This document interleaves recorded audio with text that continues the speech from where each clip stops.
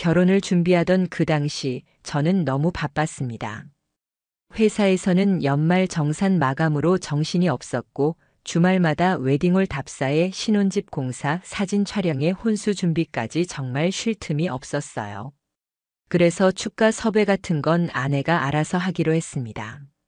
아내는 밝은 성격이고 주변에 친구도 많아서 괜찮을 거라 생각했어요. 오빠, 내가 진짜 감동적인 축가 부탁해도 돼? 당연하지, 누구한테 맡길 건데? 우리 대학 때 선배인데 노래 진짜 잘해. 교회에서 찬양팀도 오래 했고 음원도 낸 적 있어. 그 말만 듣고 저는 고개를 끄덕였습니다. 아내가 그렇게까지 말하는 사람이라면 분명 실력 있는 사람일 거라 생각했거든요. 그 당시엔 별로 깊게 생각하지 않았습니다. 설마 그게 제 인생을 뿌리째 흔들게 될 줄은 몰랐습니다. 결혼식 당일 예식장 입구에서 축가를 맡았다는 그 남자를 처음 봤습니다. 수트 차림에 머리를 깔끔하게 넘긴 외모, 어딘가 익숙한 듯 낯선 얼굴이었어요. 그는 저와 눈이 마주치자 웃으며 인사했습니다. 안녕하세요. 결혼 축하드립니다. 네, 오늘 축가 너무 기대하고 있어요. 그가 웃으며 대기실로 향했고 곧 이어 리허설이 시작됐습니다. 마이크 테스트를 하며 그가 부른 노래는 꽤 감미로웠습니다. 사람들도 다들 감탄했죠. 저도 그땐 속으로 생각했어요. 아내가 정말 괜찮은 사람을 섭외했구나. 고맙다. 그런데 그날 밤 신혼여행 떠나기 전날이었죠. 아내는 축가를 다시 들어본다며 핸드폰을 들고 침대에 누워 있었고 이어폰 한쪽만 꽂고 희죽희죽 웃더라고요. 무슨 노래야? 오늘 축가 불렀던 거 다시 들어보는데 좋다. 뭔가 그 말투가 이상했지만 저는 피곤했기 때문에 그냥 넘겼습니다. 그때부터였을지도 모릅니다. 모든 이상함을 스쳐가듯 흘려보냈던 게. 신혼여행을 다녀온 뒤에도 아내는 SNS를 자주 했습니다. 저는 평소에 SNS를 거의 하지 않아서 관심이 없었지만 아내는 자주 사진을 올렸어요. 집밥 만든 사진, 저와 같이 찍은 셀카, 때로는 혼자 카페 간 인증샷도 올렸죠. 그중에 댓글이 자주 달리는 계정이 하나 있었어요. 제이보이스라는 닉네임. 너 진짜 여전히 예쁘다. 너밖에 없더라. 그날 잊지 못해. 처음엔 아내 지인 중 친한 친구인가 보다 싶었어요. 근데 이 남자가 단지 댓글만 다는 게 아니었습니다. 아내가 스토리를 올리면 실시간으로 반응을 했고 종종 아내도 그 사람 스토리를 리그램 하더라고요. 그때부터 제 촉이 이상해졌습니다. 그 남자 뭔가 익숙한 말투 어디서 본 적이 있던 것 같은데. 그래서 저는 아내가 인스타에 태그한 사진 중 제이보이스 계정 프로필을 눌러봤어요. 프로필엔 노래하는 남자의 흑백 사진이 있었고 소개란엔 이렇게 적혀 있었어요. 당신의 마음에 닿을 수 있기를. 그 순간 제 머리를 스치는 한 사람이 있었죠. 결혼식 날 축가를 불렀던 그 남자 정장 입고 예의 바르게 웃으며 저를 향해 고개 숙였던 그 남자 저는 바로 아내에게 물었습니다. 이 계정 누구야? 아는 사람이야? 아, 그거. 그냥 대학 선배야. 교회 다닐 때 알았던 사람 왜? 아내는 아무렇지 않게 대답했습니다. 하지만 저는 무언가 단단히 꼬였다는 확신이 들었어요. 그 사람은 댓글에서 감정을 숨기지 않았습니다. 단순한 침묵도 아니었고 친구 사이에서 나올 수 없는 말투였어요. 심지어 어느 날은 이런 댓글이 달려 있었어요. 그날 이후로 나는 아무것도 바랄 수 없었다. 그냥 너의 미소만으로도 충분했으니까. 그 말을 읽는 순간 저는 눈앞이 아득해졌습니다. 이건 친구 사이에 주고받을 수 있는 말이 아니었어요. 그리고 이건 결혼한 여자에게 남길 수 있는 말도 아니었습니다. 이상한 기분이 머리끝까지 차올랐고 가슴은 쿵쾅거렸습니다. 그런데 정작 아내는 아무렇지도 않게 일상을 보내고 있었습니다. 그래서 저는 직접 움직이기로 했습니다. 이상함을 의심으로, 의심을 확신으로 만들기 위해서요. 그날 이후 저는 아내가 SNS에 글을 올릴 때마다 몰래 캡처를 해두기 시작했어요. 그 남자도 마찬가지였습니다. 하나도 빠짐없이 그 남자의 계정 활동을 모니터링했고 매번 아내의 피드에 좋아요 누르는 타이밍, 스토리에 반응 남기는 텀. 심지어 아내가 혼자 갔다던 장소와 그 남자가 나중에 올리는 풍경 사진의 위치 좌표까지 확인했어요. 놀랍게도 둘은 자주 같은 장소에 있었어요. 단 한 번도 사진에 함께 등장하지 않았지만 배경에 찍힌 그릇, 벽지, 창가뷰, 조명 색깔까지 하나하나 퍼즐처럼 맞아들어갔습니다. 저는 더는 혼자 상상하고 싶지 않았습니다. 직접 확인해야만 했어요. 그리고 어느 날 기회가 왔습니다. 그날은 토요일이었고 아내는 친구와 카페 투어를 간다고 말했어요. 카페 투어라니 저는 그 단어부터 석연치 않았습니다. 그래서 일부러 외출하는 척하며 집을 나갔고 근처 카페에서 차 안에 숨어 기다렸습니다. 1시간쯤 지났을까요? 아내는 화장을 곱게 하고 트렌치 코트를 입고 집을 나섰습니다. 손엔 명품 미니백, 친구 만나러 가는 차림치고는 너무 정갈하고 세련됐어요. 저는 몰래 뒤를 밟았습니다. 택시를 타더군요. 차가 향한 곳은 의외로 번화가가 아닌 도심 외곽의 문화예술회관 부근이었어요. 그곳엔 오래된 재즈 카페와 복합 문화 공간들이 있었죠. 아내는 핸드폰을 만지며 그곳 카페 중 하나로 들어갔습니다. 10분쯤 뒤 그 남자 바로 그 축가남이 나타났습니다. 후드티에 블랙 슬랙스를 입고 고개를 푹 숙인 채 조심스럽게 그 카페 문을 밀고 들어갔어요. 저는 한동안 문 밖에 서서 아무 말도 하지 못했습니다. 손은 떨렸고 숨은 거칠어졌고 제 손안의 핸드폰은 점점 식은땀에 미끄러졌습니다. 그 순간 아내가 나를 속였다는 사실보다 결혼식 당일 축가를 부르던 그 남자의 눈빛이 떠올랐어요.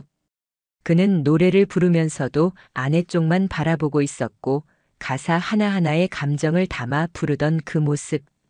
그게 단순한 무대 위 감정이 아니었다는 걸 이제야 뼈저리게 실감했습니다. 그날 저녁 아내는 아무 일도 없었다는 듯 돌아왔습니다. 밥도 잘 먹고 TV도 같이 보자고 했어요. 저는 그 모습을 보며 속으로 되뇌었습니다. 이 사람은 내 앞에서 너무나도 능숙하게 거짓말을 하고 있구나. 그리고 그 다음 날 아내가 씻는 사이 저는 거실에 둔 그녀의 노트북을 열었습니다. 아내는 메일과 사진, 메신저를 모두 연동해두는 스타일이었기에 중요한 정보들이 많이 들어있을 거라 생각했죠. 그리고 아니나 다를까. 제이보이스 97땡땡닷컴이라는 메일 계정과 주고받은 메일이 보였습니다. 메일 제목은 이랬어요. 그날 이후 자꾸 생각나 손이 덜덜 떨렸습니다. 내용을 클릭했을 땐 진짜 숨이 멎는 기분이었어요. 그날 그 노래 부르면서 너를 쳐다볼 수 있다는 게 진짜 이상했어. 그렇게나 가까이 있었는데 넌 이제 내 여자가 아니니까. 그래도 내 마음은 그대로야. 넌 변하지 않았더라.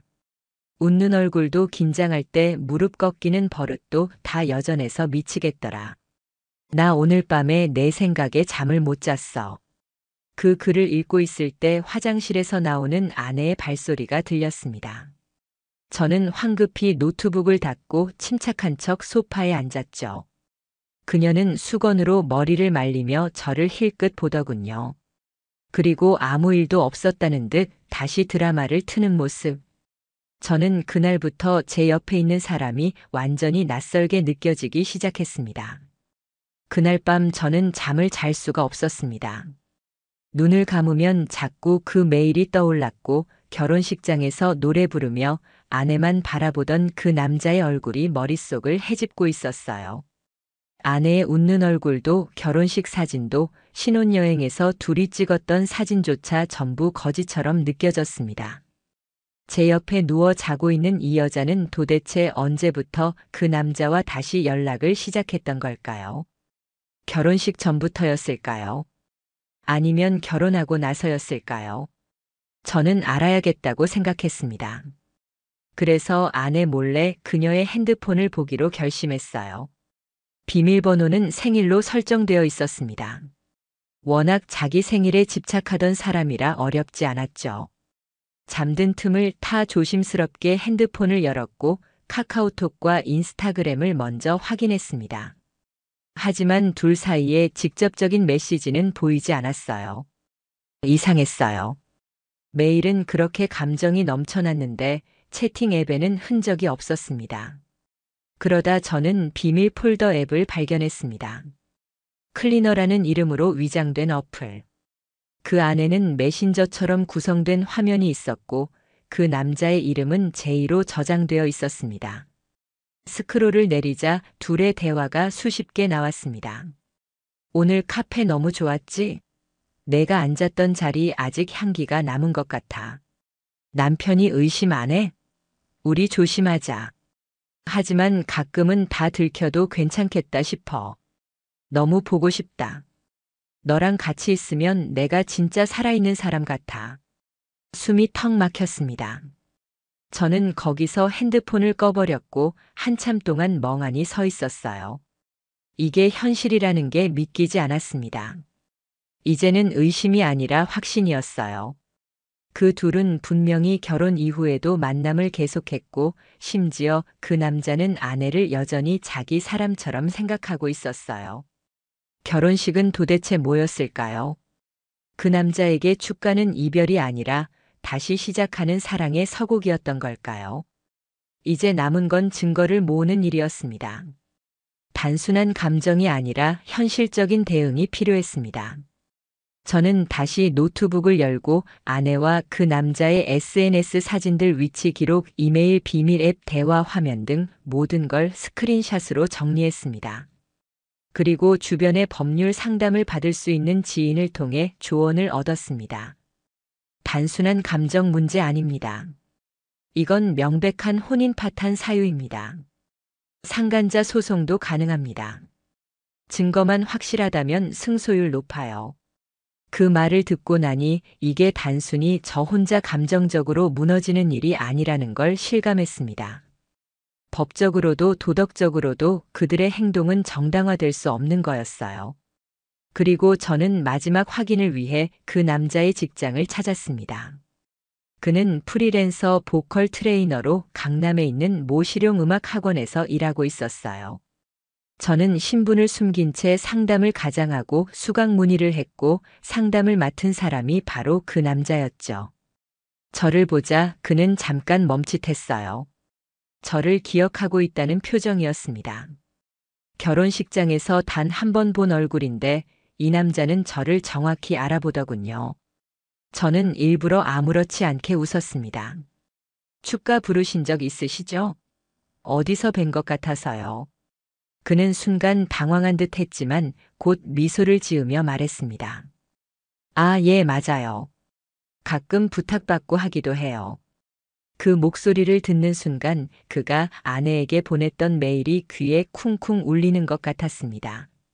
내가 앉았던 자리 아직 향기가 남은 것 같아. 그날 저는 그 학원 로비를 나오며 다짐했습니다. 끝까지 이 두 사람의 거짓말을 낱낱이 밝히겠다고요. 제 결혼이, 제 감정이, 제 인생이 무대 위 축가 한 곡으로 조롱당한 일이 아니길 바라면서 그날 이후 저는 아내의 일정을 본격적으로 추적하기 시작했습니다.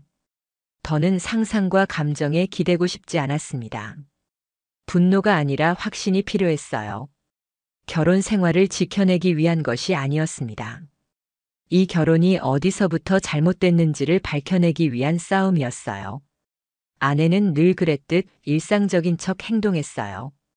회사 출근, 친구 모임, 딸기 카페, 플리마켓, SNS에는 여전히 평온한 사진이 올라왔고 사진 아래엔 늘 그 남자의 댓글이 빠지지 않았습니다.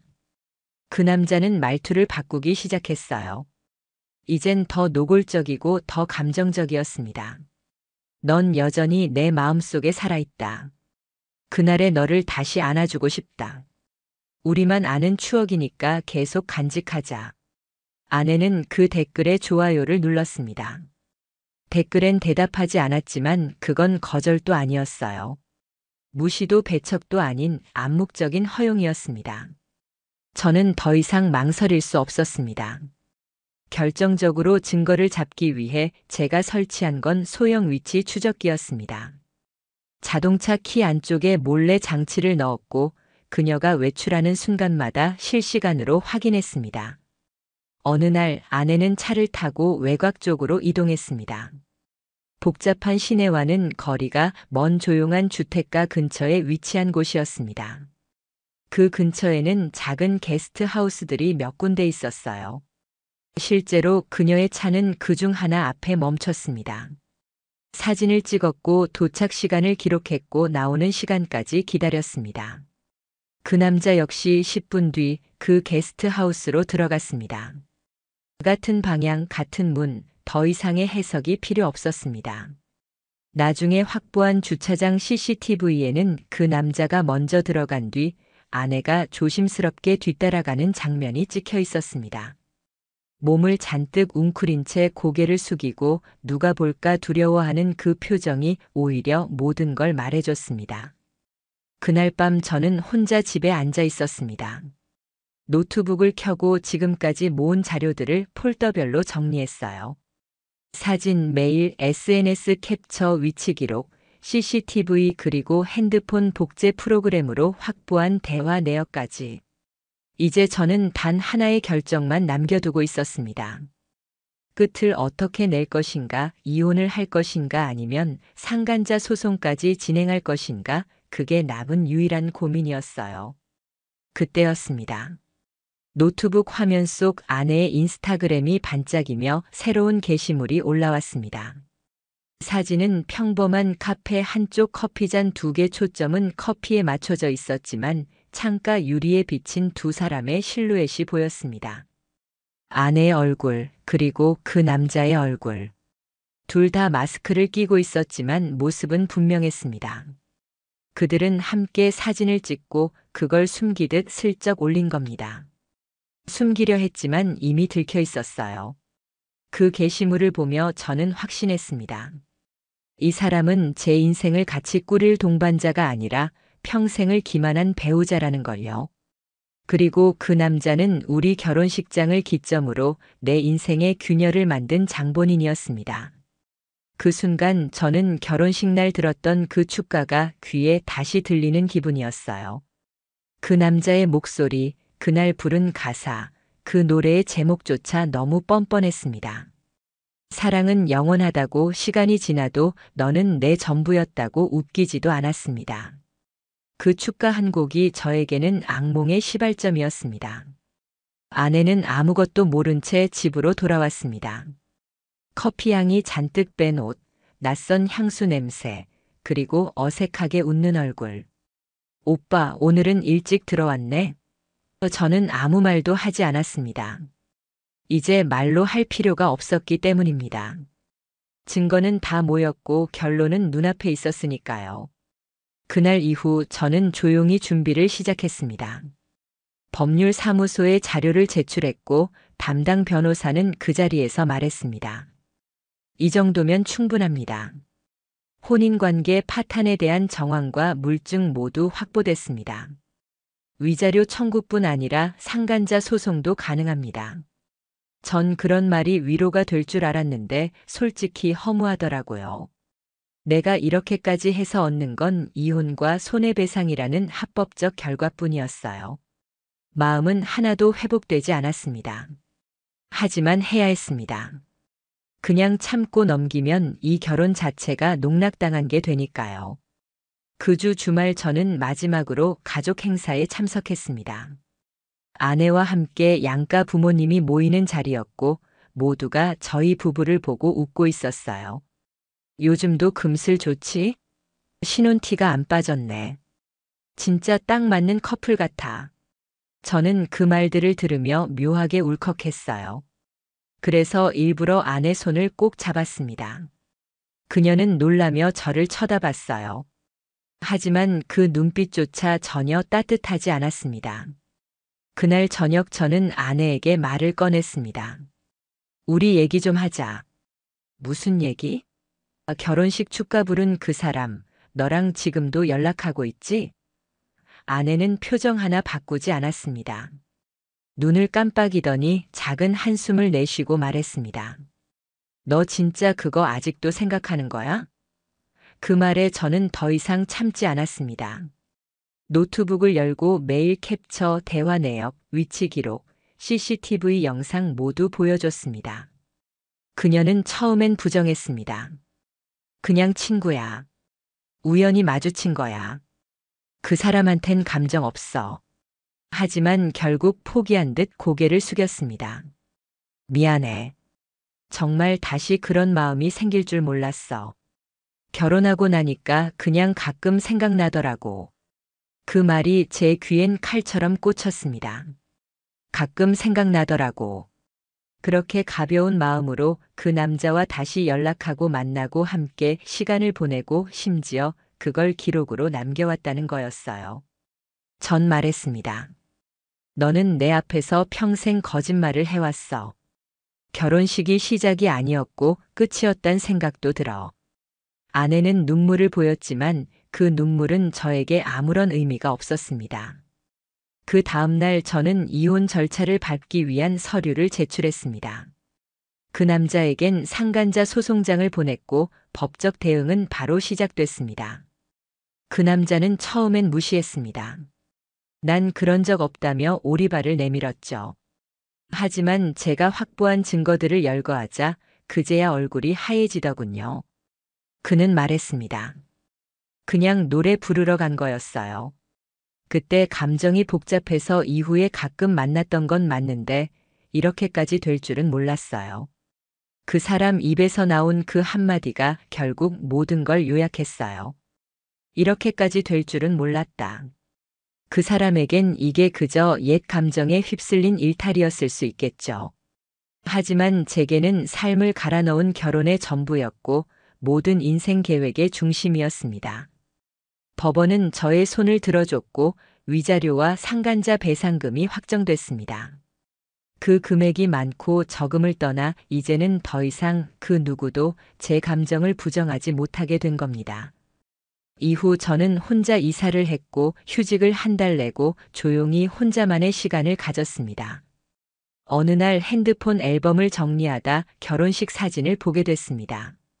그리고 그 사진 속 축가를 부르던 남자가 미세하게 아내를 향해 웃는 모습이 다시 눈에 들어왔습니다. 그 순간 알았어요. 그 사람은 처음부터 그 축가를 나에게 부른 게 아니었어요.